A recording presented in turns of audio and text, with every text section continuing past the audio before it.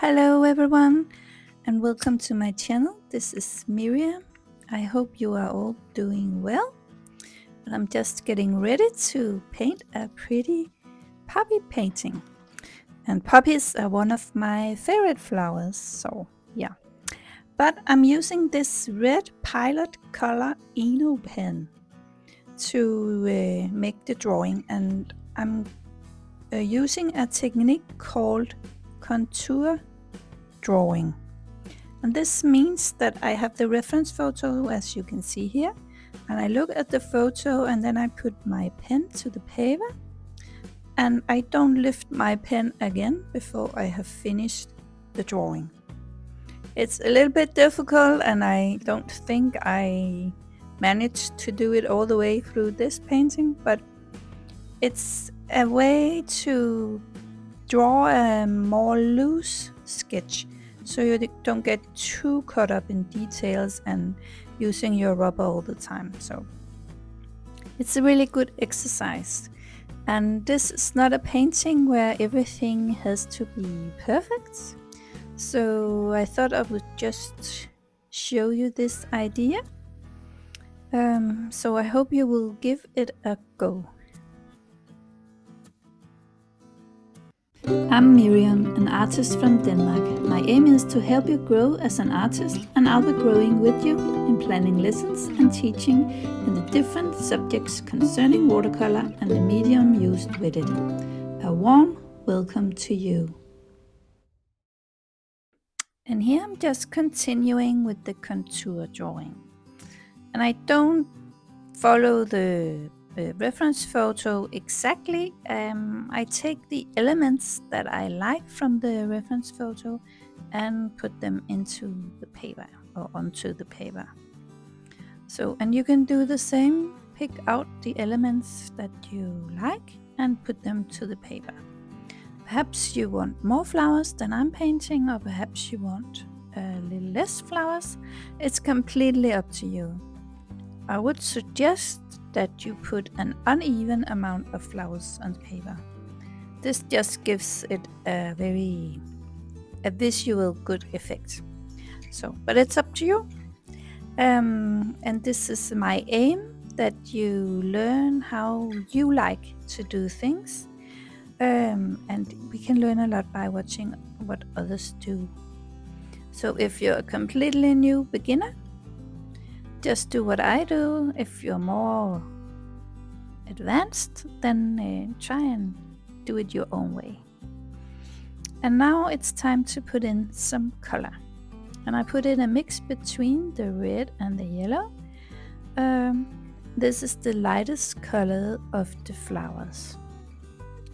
And I just do that on all the flowers. I put in the lightest color first, and then I will build up the painting layer by layer. This is a good way to do it. I usually wet the petals of the flower first, and then I drop in the paint, so the paint will be allowed to flow inside the flower. I like that effect, not too many hard edges inside the flower. And I just continue to the next flower. I work around the painting so I can allow the paint to dry, so that the paint won't bleed into the area next to it. So some areas I don't mind the paint bleeding together, but in some areas I don't want it to blend with the other. So that's the way to do that, just to work one petal of the time or on one flower at a time. And then of course you have to be careful not to put your hand in the wet paint. So that can be a bit difficult sometimes to remember. So yeah.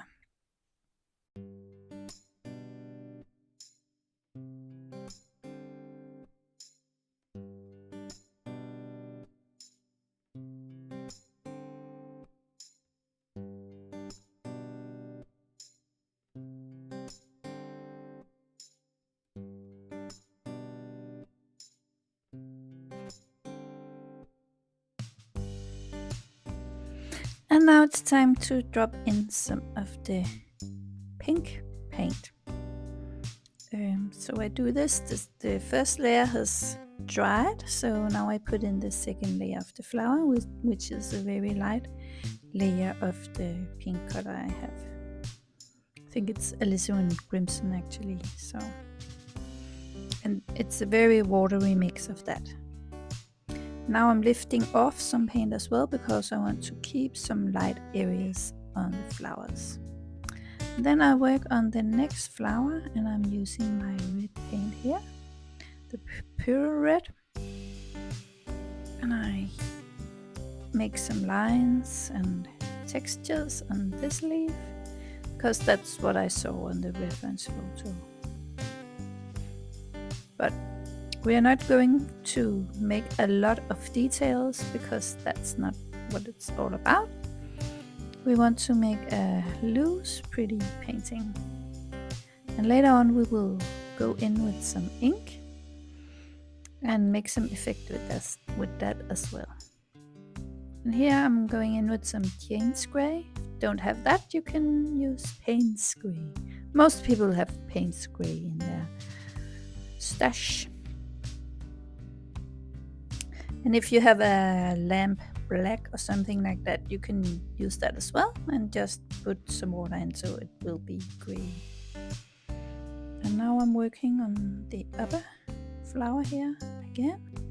I'm going in with the pink color and then I drop in some red. So here I'm working wet in wet. I really love to work wet in wet and allow the paints to blend together. And this flower had a little dark middle as well, so now I'm putting that in. And I just go around my page and work from flower to flower, because then the other flowers I've just painted can dry in between, as I mentioned before.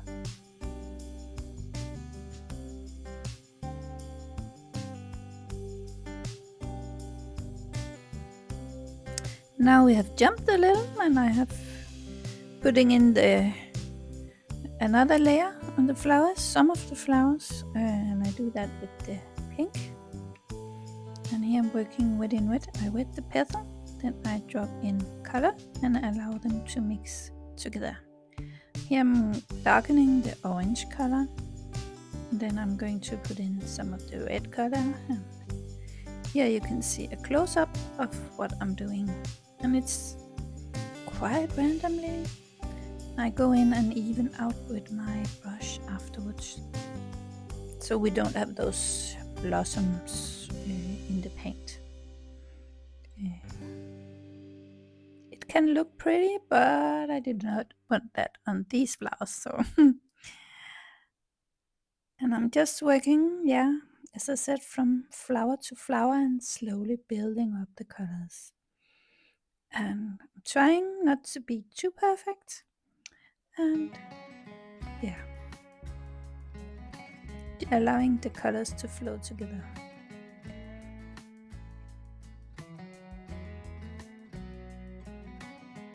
Then I'm going to work on this lower flower. Now I wet the area I'm going to paint, and then I drop in some of the red color, and it flows nicely since the paper is wet. And my paper is 50% cotton paper. It's really nice to work on.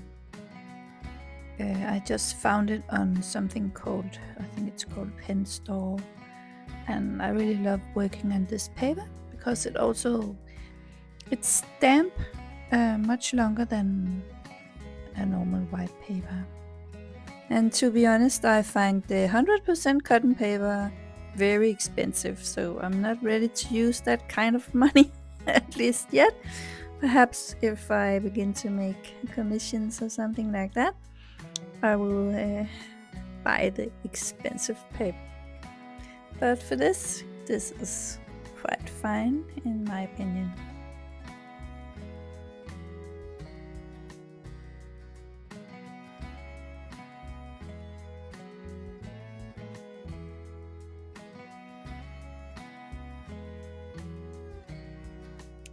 Now I'm going to paint the buds and the stems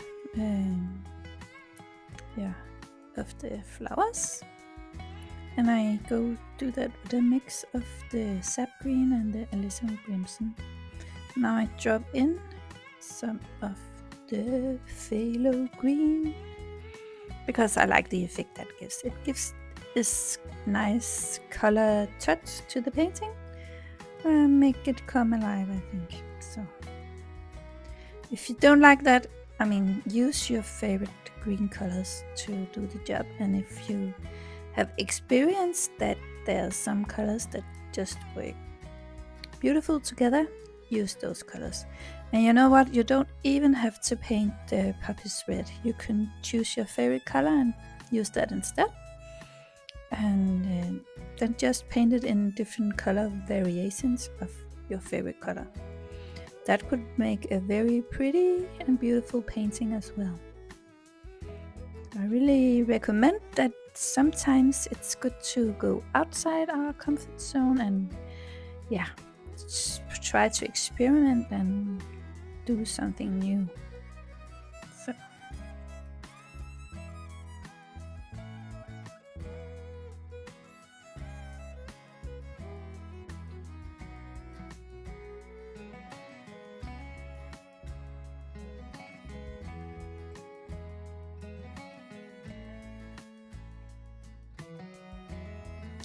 And now I'm darkening the stems. I've put a little bit of the Jaynes gray into my green mix. And usually there's a little bit of a shadow on the stems, so I'm just painting that in. And you can always look at the reference photo to see where the shadow areas are, but don't get too caught up in the reference photo. And now I'm going to do the background. And I begin with wetting the paper around the flower.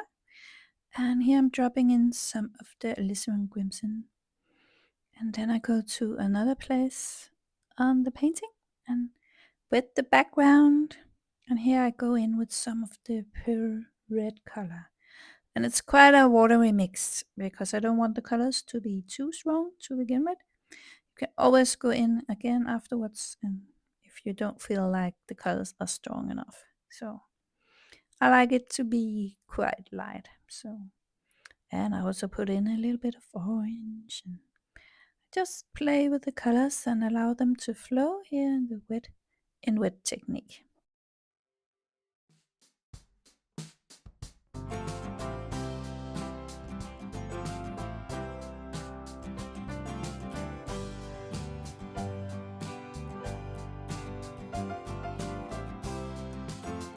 And now it's time to do some splatter. That looks pretty in a painting like this, I think. So yeah, of course it had to be there. So, and I'm just enhancing the middle of the flowers, making them a bit darker. I do want some darker colors in the painting because this will make the light areas lighter, if you can say that. So yeah, it's important to have both light and dark areas in a painting.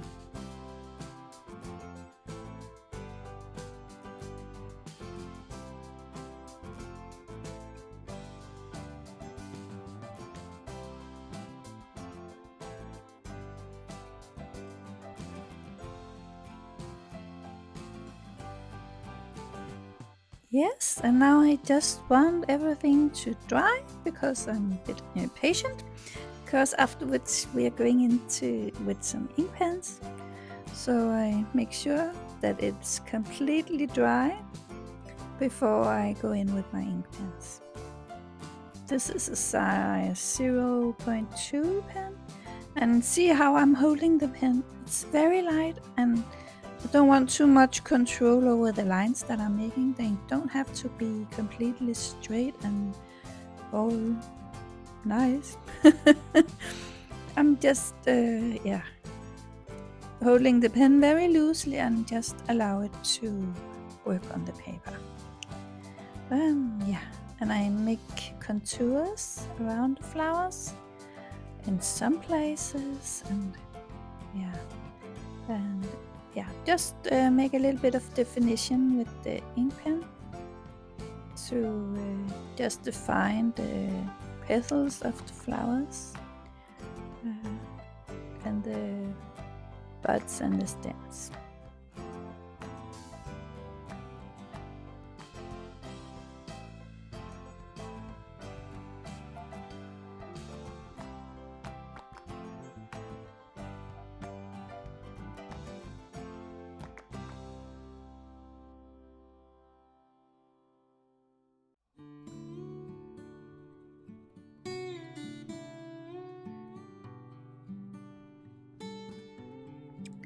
And I'm drawing with the ink pen with a very light hand.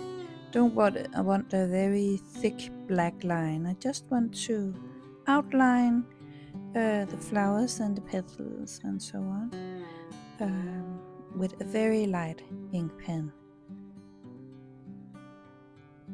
Or very light touch. Here you can see the reference photo again, just to compare. And yeah, now I felt like something was missing, so I drew in first with my pencil some more buds, I don't know if you call it that, and some leaves, and then I touched it up with some ink pen. So now we have something that's well, there's no paint on, and we have flowers with paint. And here I'm glazing the flowers with the yellow color.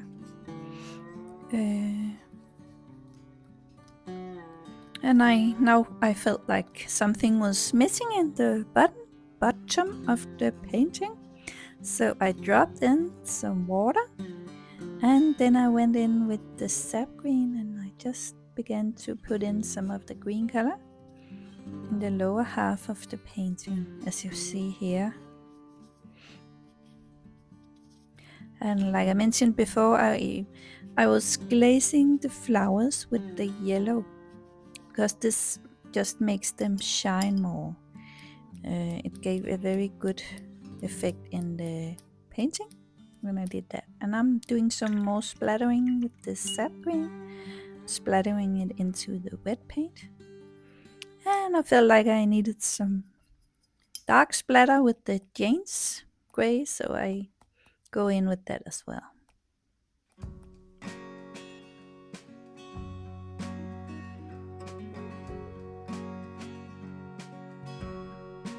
And then I dry the whole thing with my hairdryer.